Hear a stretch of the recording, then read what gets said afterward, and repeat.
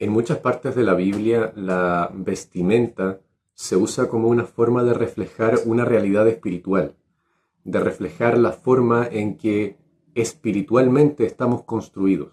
Pablo, por ejemplo, lo usa para hablar de la armadura del cristiano, donde compara la fe y sus cualidades con la armadura de un soldado romano. En el Apocalipsis, la novia, la iglesia, es descrita como aquella capaz de vestirse de lino fino, que son las acciones justas de los santos, dando a entender que la Iglesia, si bien es salva por gracia, tiene la responsabilidad de participar en este nuevo nacimiento vistiéndose de buenas acciones, consagrándose a una nueva vida, no dejar que Dios lo haga todo o no esperar que la gracia sea simplemente una salvación y nada más, sino además una responsabilidad de crecer y de aprender a vivir esta nueva vida que recibimos por la propia gracia. Vemos entonces que bíblicamente, tras haber recibido la salvación de Jesús, cada una de nuestras acciones justas espiritualmente nos hace algo, espiritualmente nos acerca a Dios y por extensión cada vez que hacemos una acción injusta, cada vez que nos alejamos del carácter de Dios, nos estamos alejando también del propio Dios.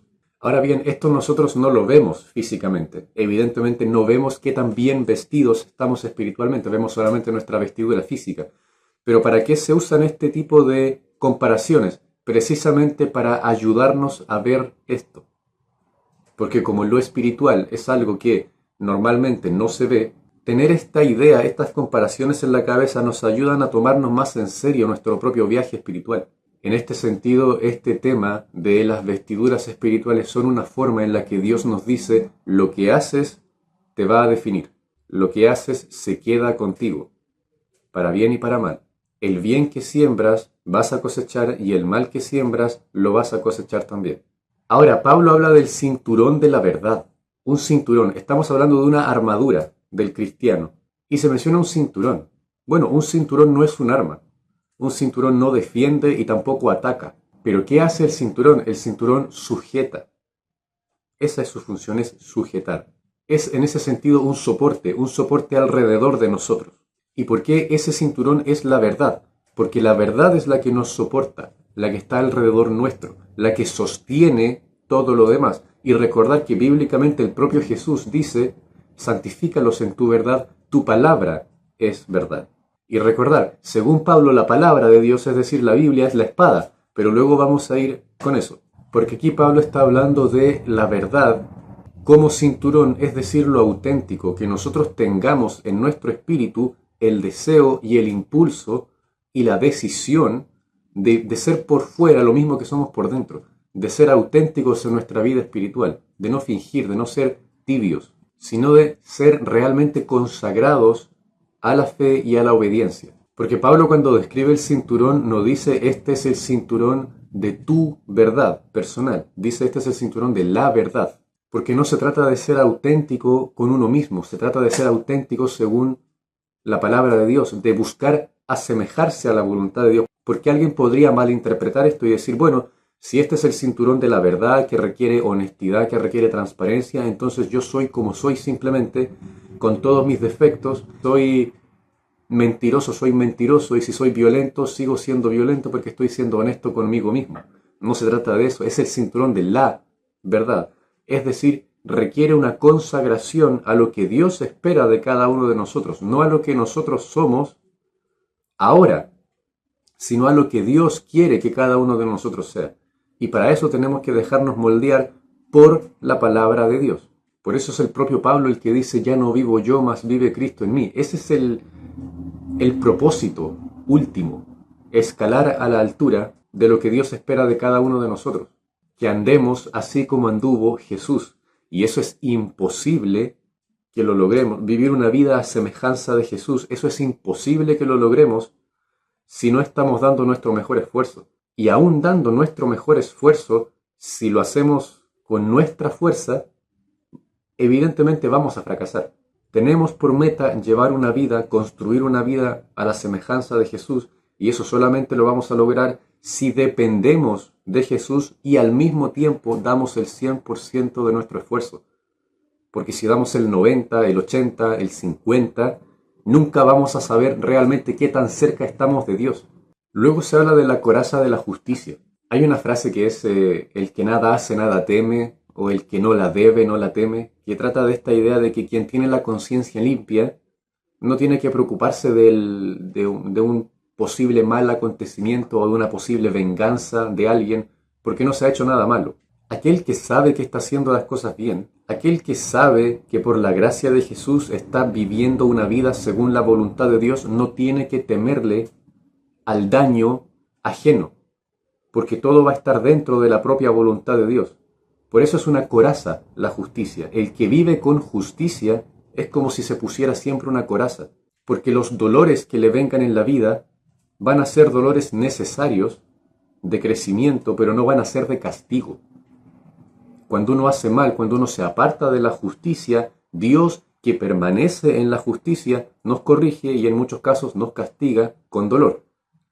Pero si por la gracia de Jesús vivimos en justicia, haciendo el bien, evitando caer en tentación, el daño que nos ocurra en vida va a ser simplemente un daño que no nace de un castigo divino, sino que nace simplemente de un proceso permitido por Dios, para nuestro bien.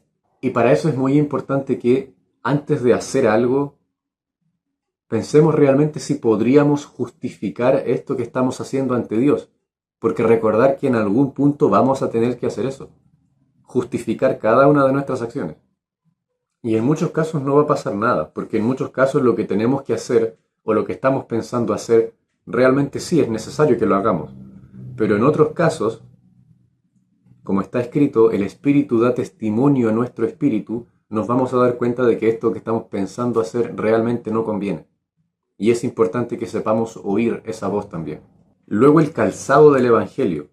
El calzado, lo que uno se pone en los pies, que puede referirse a dos cosas. En primer lugar, de cuidar el caminar, es decir, que en nuestros pasos del día a día estemos vigilando que estén de acuerdo al Evangelio de Jesús, por supuesto que sí, pero al mismo tiempo es una actitud evangelística, preparados para predicar el Evangelio de la paz con el conocimiento y la disposición necesaria para defender el Evangelio y poder enseñarlo, poder transmitirlo, lo cual está muy relacionado con el consejo que da Pedro en el capítulo 3, en su primera carta, cuando dice: estén siempre dispuestos para presentar defensa de la fe que tienen. Y la palabra original ahí para defensa es apología. La apología es una defensa muy compleja, muy elaborada. Eso es una apología. Es una defensa que requiere estudio, que requiere preparación, que requiere un constante aprendizaje y una capacidad también de enseñar.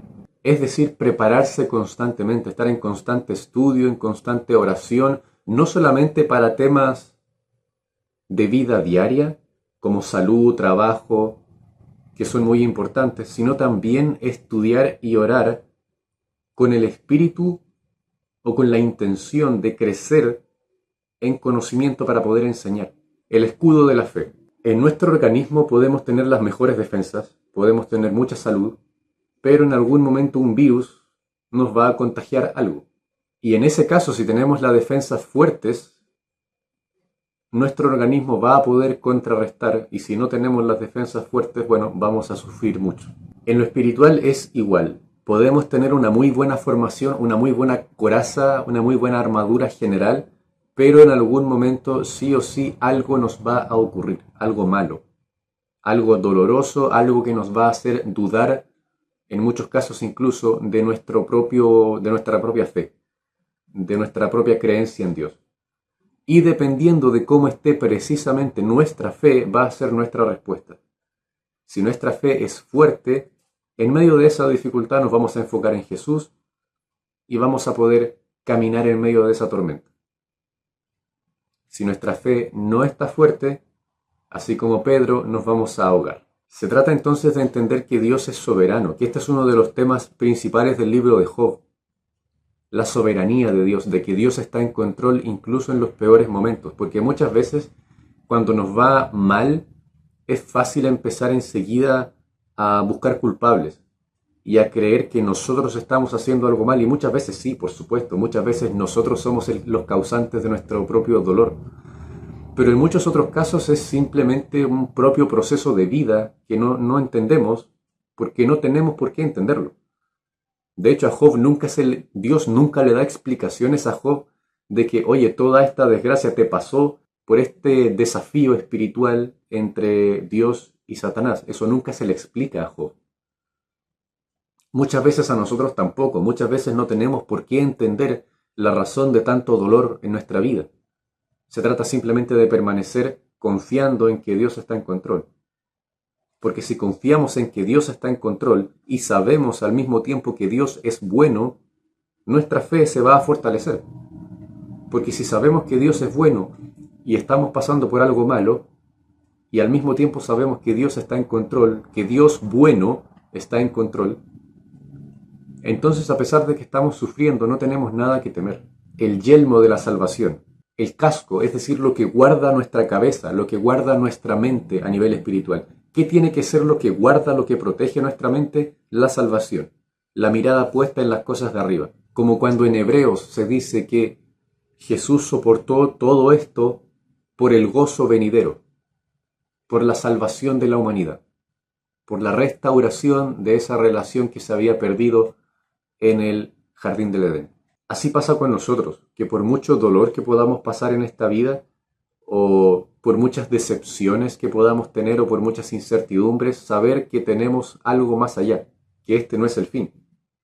Que debemos hacer nuestro mejor esfuerzo en esta vida, sí, pero al mismo tiempo teniendo la certeza de que esto no es nuestro propósito final. De que aquí en esta vida no está nuestro propósito final, sino en la próxima. ¿Y cómo podemos fortalecernos en eso? ¿Cómo podemos realmente conocer o acercarnos a esa realidad futura que tiene que ser nuestra fuente de fortaleza si no la podemos ver? Porque estamos en un mundo físico, en un mundo material, en un mundo caído. Ahí viene este siguiente elemento que es la espada de la palabra. La única arma de la que habla Pablo, de hecho todo lo demás es de defensa, es de protección, es de sujeción, y la única arma de ataque es la espada, la Biblia. Jesús, por ejemplo, la usó para defenderse de las 3 tentaciones y la usó citando 3 mandamientos de la ley que Dios le dio a su pueblo a través de Moisés desde el principio.